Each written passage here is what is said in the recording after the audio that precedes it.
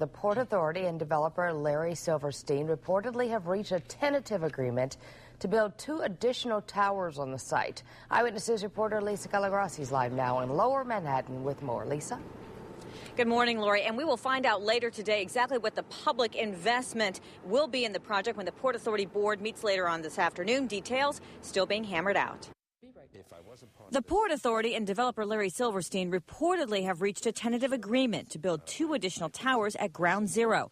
They've been locked in a 16-month-long dispute over what to do beyond the one building already under construction and already running late.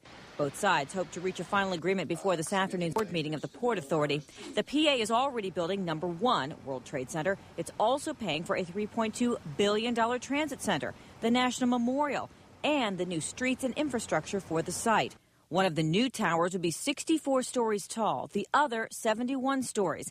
The financing will be the trick. The Port Authority will finance the 64-story building on Church Street. The authority, Governor Patterson and Mayor Bloomberg, would reportedly help secure backup financing for the 71-story tower. Now, Larry Silverstein has the right to build 1 more tower, but that is really going to be delayed until the rental market improves dramatically. For now, we're live in Lower Manhattan. Lisa Calagrassi, Channel 7 Eyewitness News.